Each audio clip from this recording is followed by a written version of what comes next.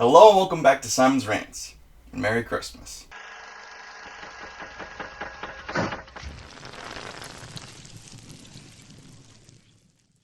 A Christmas Carol is quite possibly the most definitive Christmas story. I talked about my Christmas movie list last year and why it's my favorite, but there have been a lot of different versions, so I wanted to go through all of them and rank them. Some versions get some things right, other versions get most things right, and some just don't get anything right. So I wanted to rank all of the ones that actually are worth talking about. So there's no real reason to bring up Barbie or the Smurfs on this list. I also want to stick to actual adaptions, so you won't see the ghosts of girlfriends past on here either. But that's enough for me. Let's get to the list. Number 15. A Christmas Carol, 2001. Now looking at the cast, you'll probably think that you're in for a good time. You've got Nicolas Cage as Jacob Marley. That's gotta be at least fun, right? Well, he honestly just sounds bored. You can still escape my fate. Grow, blossom, share, Ebenezer. You'd think that Nicolas Cage would take full opportunity of being a ghost, but he was just kind of there. And what's with the mice? There's mice everywhere. They're the plot, apparently. This whole movie in general just seems lost and confused. It's only 70 minutes long, and we don't even get to the actual plot until 15 minutes in. We waste so much runtime on mice and the Belle character that for some reason is still around even though she's supposed to be only shown in flashbacks. It almost seems like it was somebody who had never actually heard the story trying to retell it. It's just bad, and most of all, it's boring. Number 14. Scrooged, 1970. Have you ever wanted to see A Christmas Carol as told by Mr. Hyde and David Bowie? Because I think that's what we stumbled across here. The Scrooge in this is honestly like a combination between Jim Carrey's Grinch and Alec Baldwin's Donald Trump impression. It's not remotely Scrooge, and it just makes me uncomfortable. All the songs are pointless, don't add anything, and they're just frustrating to listen to. I didn't need to hear Scrooge sing I Hate People for 5 minutes. I got it. I hate people. I hate people. Not even Obi-Wan taking his turn as Jacob Marley could make this interesting. Just stop singing. Stop, please. Stop. See the phantoms filling the sky around you. They astound you. Number 13. The Stingiest Man in Town. It's the most pointless name change out of all of them, and it really reflects the quality of this movie. It's oversimplified, it's overly kiddie, and you've got this stupid little Jiminy Cricket wannabug narrating everything. Welcome to the merry household of the kindest and most generous man in town, Ebenezer Scrooge. Just stop singing! One little boy is just a spot upon the planet's face. Number 12. A Christmas Carol, 1977. This is where things start to get a little bit better. Unfortunately, this is just also your run-of-the-mill TV movie version. It's only an hour long, and there's nothing really that memorable about it at all. The most interesting fact about it is that Scrooge is played by Michael Horton, the guy who played Jacob Marley in the 1951 version. But overall, you're probably not going to remember anything about this one. Number 11. Mickey's Christmas Carol. This version's just fun. It's not anything in depth, it's only 25 minutes, and it's not really that great of a look into the morals behind the story, but if you've got a little kid that needs a beginner's version, this is great for that. It's also a great nostalgia trip for everybody who loves the Mickey Mouse crew. If you give money to the poor, they won't be poor anymore, will they? Well, and if they're not poor anymore, then you won't have to raise money for them anymore. Well, I suppose. And if you don't have to raise money for them anymore, then you would be out of a job.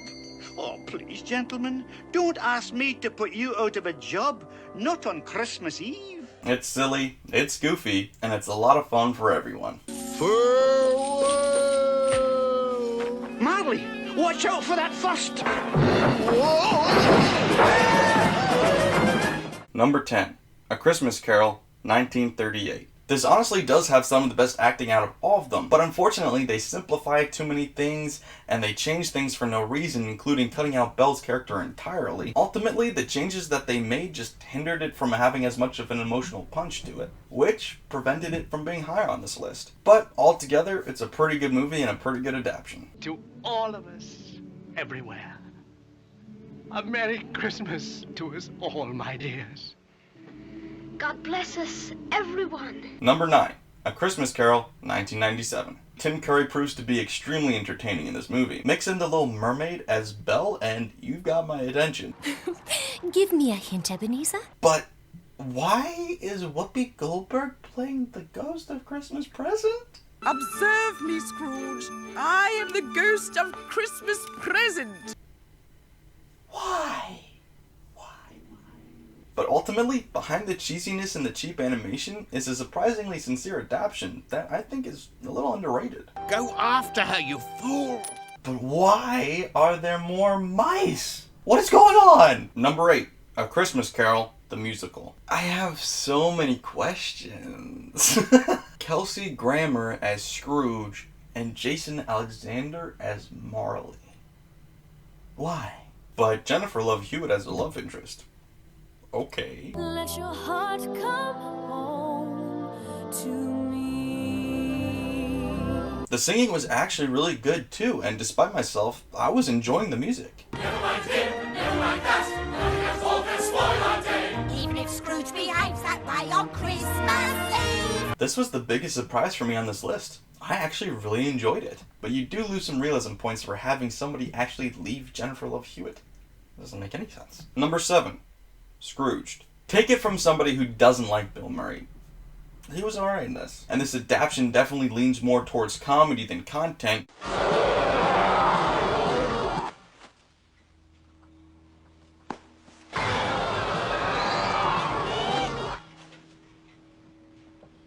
Did our people do that? But was surprisingly sincere at times too. I was surprised most by the chemistry between the romantic leads. Would you like to go to a Christmas party that's going on right now?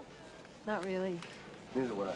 I'd avoided seeing this for a long time because I didn't think I'd like it, and it was pretty good. At least now we know where all the mice are coming from. Now, I'm not saying build a whole show around animals. Oh, no. All I'm suggesting is that we occasionally throw in a little pet appeal. Some birds, a squirrel. Mice. Mice, exactly. Number 6, A Christmas Carol, 1999. Now we're getting into the great versions. From here on out, if any one of these is your favorite, I completely understand. They're great. I don't think there's any one perfect adaptation of A Christmas Carol, but each one of these has at least one perfect moment in them. And the perfect moment in this one is the breakup scene. You can just see Patrick Stewart's desperation and heartbreak as he screams out to his younger self to do something. Go after her. Don't be afraid. Go after her! Throughout many performances by Patrick Stewart, I find him to be too stiff and too classical at times, but he broke that in this moment, and it was awesome. Still not my ideal pick for Scrooge, but he does a great job, and everybody around him does great too. I'll tell you what, my friend, I'm not going to put up with this any longer. And therefore,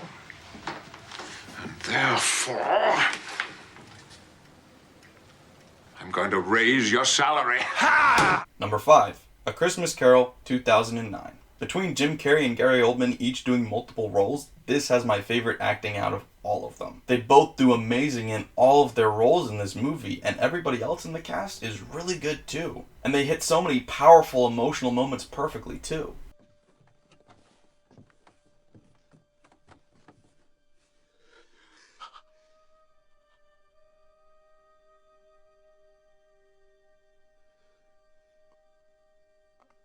This would honestly be my favorite version, except for a couple stupid little things. I don't understand Robert Zemeckis' vision in this. Like, why did he add a pointless chase scene for no reason? Why could Mr. and Mrs. Fezziwig defy gravity? And dear God, why did he do this to Marley? Why?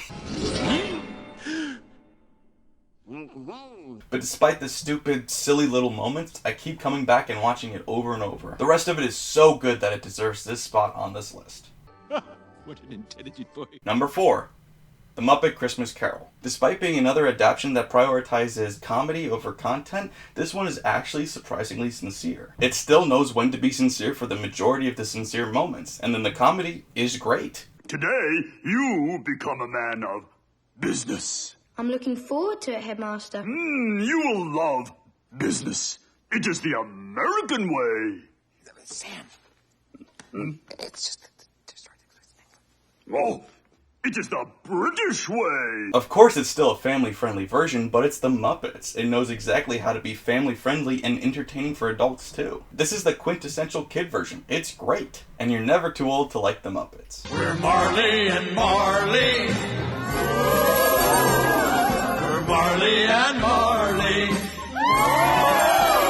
Number 3, A Christmas Carol, 1971. This is a really interesting adaptation that not a lot of people know about. I had no idea this version existed until I started making this video. Alastair Sim returns as Scrooge, but doesn't just phone it in, he delivers a completely different, nuanced performance. Out upon a Merry Christmas. If I could work my will, every idiot who goes back with Merry Christmas on his lips should be boiled in his own pudding and buried with a stake of holly through his heart. The animation is beautiful. It's some of the best I've ever seen in my life across any movie.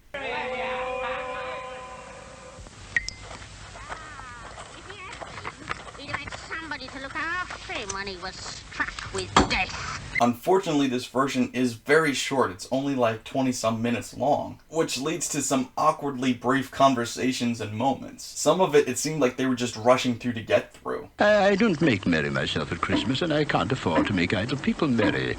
Yes, I know, you'll tell me that many can't go there, and many would rather die. Well, they'd better do that, than decrease the surplus population. If only this could have been a full-length movie, it would have been my favorite version by far. If you haven't seen it yet, go ahead and check it out. It is great. Let nothing you dismay. Remember Christ our Savior was born on Christmas Day. Number 2, A Christmas Carol, 1984. This might be an odd thing to really enjoy about this movie, but it's got the best Bob Cratchit out of all of them. The morning scene of Tiny Tim is always a pivotal moment, and in this, David Warner holds the emotion of every scene throughout it amazingly. The reason that I'm late is because I walked by there today. Today? I couldn't keep away. It's so quiet and green. You shall see it on Sunday. We shall all go on Sunday. I promised him that every Sunday I'd walk. Some of the side characters, including Tiny Tim, aren't the best of actors, but Scrooge is more than good, and the Ghost of Christmas Yet to Come is the creepiest version out of any of them by far. Oh my god.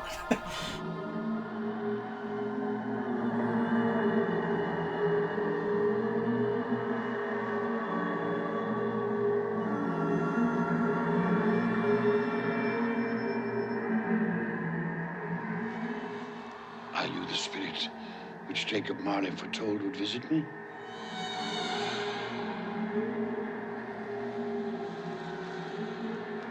Then I am in the presence of the ghost of Christmas yet to come, am I not? If this is your favorite version, I completely understand why. This is great. They can do anything they like, of course they can. Number 1, A Christmas Carol, 1951. I mean, you kind of had to see it coming. And I did my best to be fair to all of them. I gave each one of them a fair shake. I wanted to make sure that I definitely was picking this one because it was the best one, not just because I was biased. But ultimately, I had to just go with the consensus on this one. This one is the best. Why? Alastair Sim is Scrooge. Every line he says is iconic. I help to support the establishments I have mentioned. Those who are badly off must go there. Many can't go there. And some would rather die. If they would rather die, they'd better do it and decrease the surplus population. But like I said, other ones each do individual moments the best out of any of them, but I think this one as a whole comes closest to perfect. God bless us, everyone. So which one's your favorite adaptation and why? And what's your favorite Christmas movie overall? Thanks for watching, guys. Have a great holiday, Merry Christmas, and Happy New Year. Happy December, all that stuff. I'm out of here.